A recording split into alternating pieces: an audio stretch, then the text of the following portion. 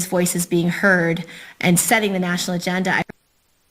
As part of my goal to get more women in Congress and more women's voices being heard and setting the national agenda, I've created a campaign called Off the Sidelines. And I'm asking women who are on the sidelines to come off. A lot of women are already off the sidelines working amazingly on issues every day. We have some great women's advocacy groups. But we need to do more, because if we only have 17% women in Congress, it's not enough. And so Off the Sidelines is a call to action. It's a lot like, in my view, what the Rosie the Riveter campaign was during World War II. If you remember Rosie the Riveter, it was a picture of a woman, her sleeves are rolled up. The slogan was, "We can do it." And the purpose of that campaign was to ask women to enter the workforce for the first time to help the war industries, because a lot of men were fighting the war and they needed riveters, women to help build the guns that were fighting the war.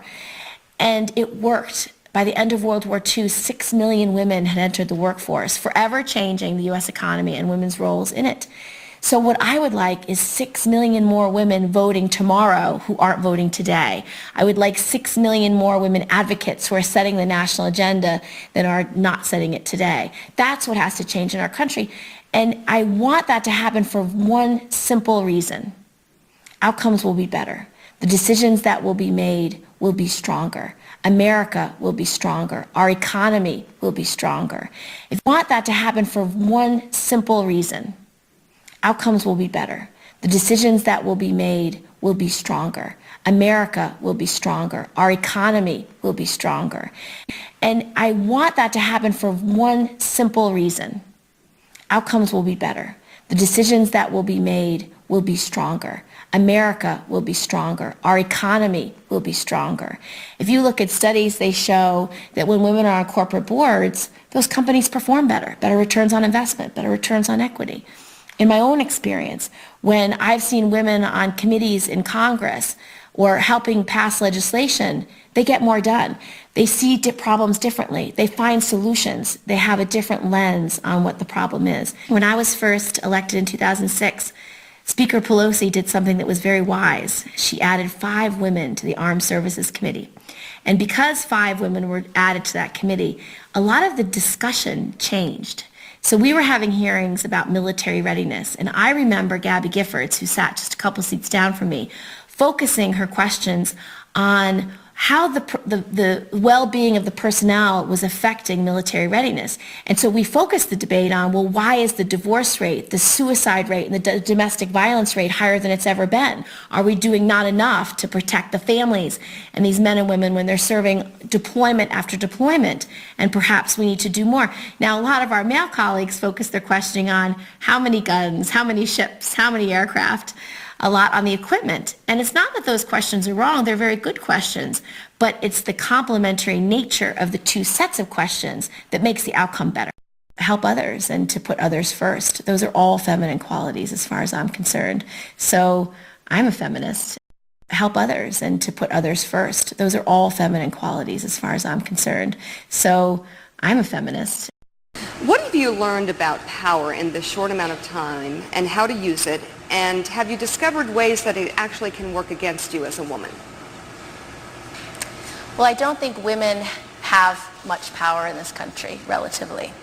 And that's a problem, because there are not enough women in the decision-making roles, whether it's in the Fortune 500 companies, whether it's in media, whether it's in government.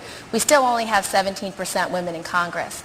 And so every time a decision is being made, whether it's in corporate America or in government, you don't have women's voices enough. You don't have women's voices prevalent enough to actually change policy.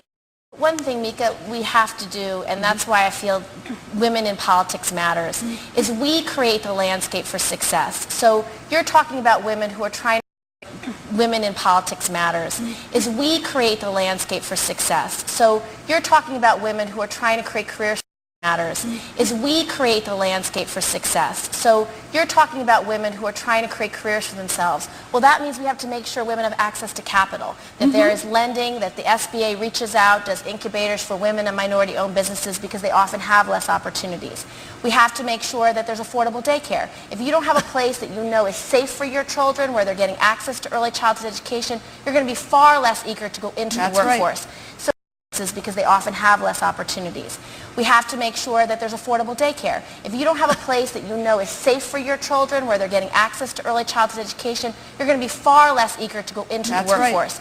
So there are so many things that the reason why I'm so frustrated with women sitting on the sidelines and not participating is because every day decisions are made in Washington and in state governments that affect every aspect of our lives. And if women are not at the table to make those decisions, you will not like the outcome. You will not like the decisions that are being made. In Congress today, they're debating defunding organizations that do nothing but pre-cancer screenings, early childhood nutrition, pregnant women nutrition, prenatal care, early childhood education. That is a disservice to the future of this country because women do provide so much when they're in leadership. They do provide so much to corporate America, to the future of business, to exciting new industries, to the growth of this economy. And so that's why I think women in public life matter, and we have to talk about how to get women off the sidelines in government today.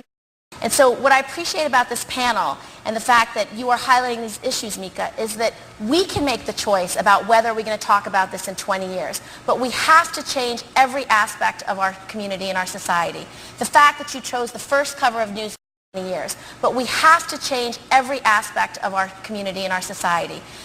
20 years. But we have to change every aspect of our community and our society. The fact that you chose the first cover of Newsweek to be Hillary Clinton was important because you are highlighting what this woman has done for our world. She's the greatest female role model of our generation. She's someone who aspired to the presidency, who got her 18 million cracks on that glass ceiling done.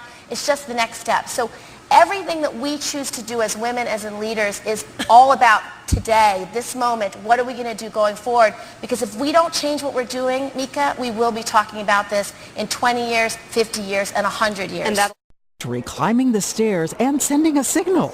They are 20 senators, Republican and Democrat, who say they have had it with gridlock and the way Congress works. If they can delay a problem, pick an argument, and wait till next year, they'll do it. We don't believe in the culture of delay. I don't want people who watch this show to think we're some kind of a sorority, because we're not.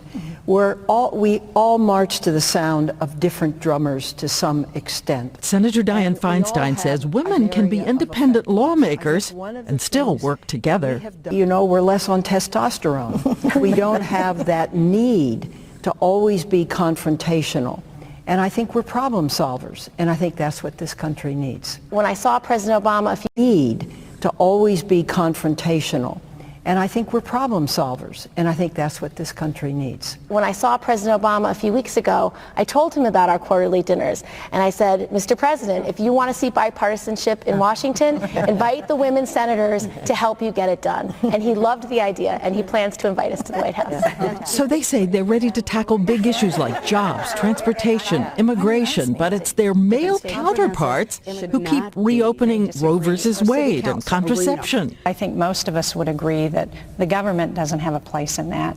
It's really individual families who should make those decisions. I think those issues should be settled and should not be the main focus of debate. Well, but Senator Collins, I don't think they are entirely settled. I mean, that's the problem, is that there were amendments introduced to say that women wouldn't have access to health insurance coverage for birth control. And boy, if that's the case, then we better stand up and we better speak out. But if Congress was 51% women, you can bet your bottom dollar we would not be debating contraception. We think we should be talking about transportation infrastructure. But if Congress was 51% women, you can bet your bottom dollar we would not be debating contraception. We think we should be talking about transportation infrastructure or economic development. When we keep facing these amendments on abortion, it's like, can't you just leave that alone? Always brought by men.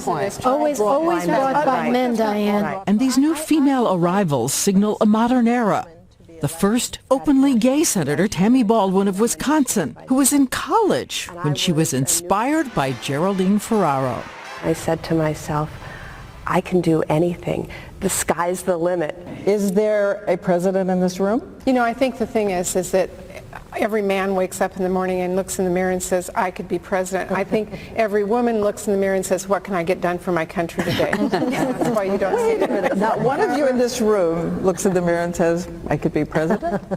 Doubtful, but... Well, you may think it from time to time. Senator Kelly Ayotte tells a story of her 8-year-old daughter. She said to me, Mom, I don't want you to run for president. And I looked at her and I said, Kate, I'm not running for president. Why do you ask me that? She said, Mom, because I want to be the first woman president.